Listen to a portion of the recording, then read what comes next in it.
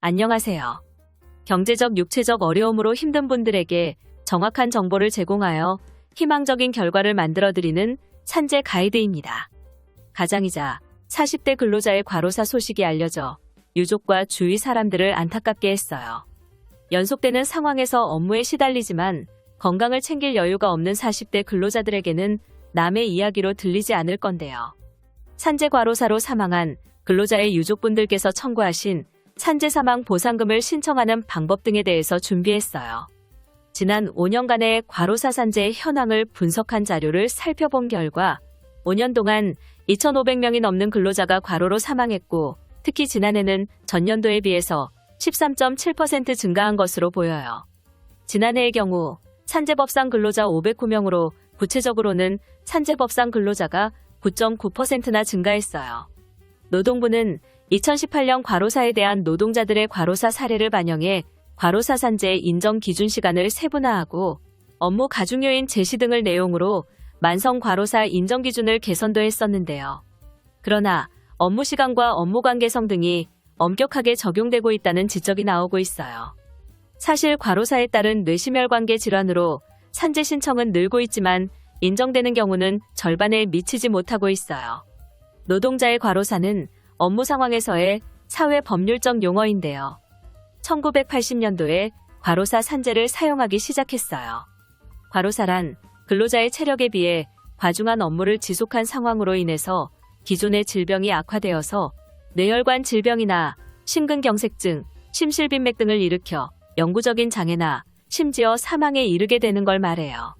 과로사는 주로 교대 근무를 하거나 야근을 많이 하는 노동자들, 현장에서 격렬한 육체 노동을 장시간 하는 사람들, 고도의 집중력과 정신력이 장시간 필요로 해서 업무 긴장도가 높은 분들, 혹은 스트레스가 많은 직업을 가진 근로자들에게 많이 생기는데요.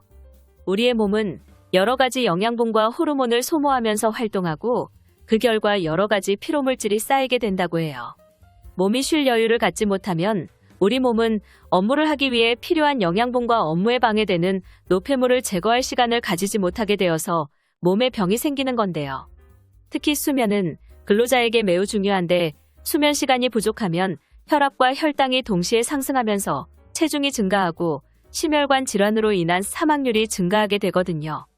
노동자가 집중해서 일을 하려면 뇌에서 세로토닌과 같은 호르몬이나 신경 전달 물질이 나와야 하는데 충분한 휴식을 갖지 못하면 이런 물질들이 뇌에서 보충할 시간이 감소되어 창조적인 업무나 고도의 집중력을 요하는 업무를 하기 어렵게 되고 일의 능률은 오르지 않아요.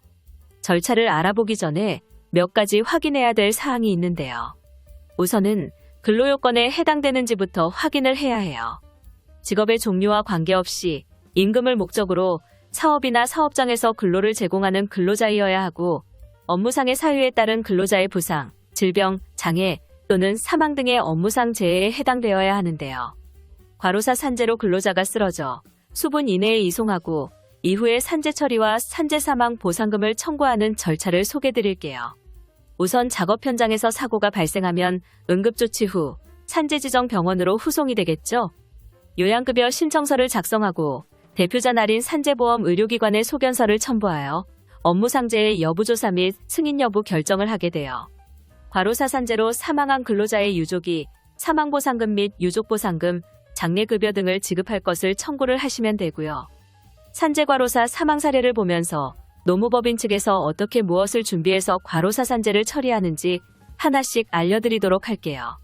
재해근로자는 정년퇴임을 한 후에 2018년 2월에 재활용 선별장에서 야간경비 근로자로 일하다 6개월이 지난 8월 휴무일에 등산을 하다가 심장마비로 돌아가셨어요.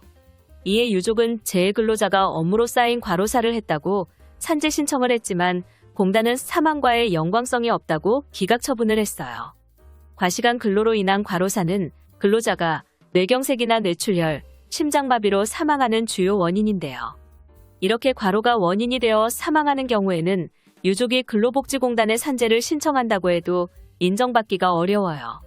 근로복지공단 서울지사와 본부에 정보공개 요구를 통해 산재불승인 사건 일체를 받고 재해근로자의 사업장에 찾아가서 근무장소, 순찰경로, 작업 환경 점검 및 직장 동료 대면 질문으로 현황을 파악하고 특히 제1 근무 교대자인 직장 동료를 만나서 당시 애로사항을 충분히 청취하던 중에 상급자에게 강하게 인원 충원을 요구했다는 사실을 확인했습니다. 유족들의 과로사 산재인정 청구가 어렵지만 전문가와 함께하면 재승인도 가능할 수 있어요.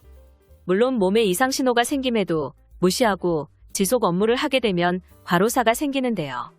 이러한 과로사로 인한 산재 사례를 줄이기 위해서는 하루 4시간 이상은 운동을 통해서 뇌와 근육에 휴식을 주고 또한 따뜻한 반신욕 등을 통해서 스트레스를 풀어주고 리듬을 잃어버린 근로자의 자율신경을 회복시켜서 심장을 건강히 하고 혈액순환을 좋게 해서 영양 공급과 노폐물 제거에도 많은 도움을 줄 수 있으니 참고하시기 바랍니다.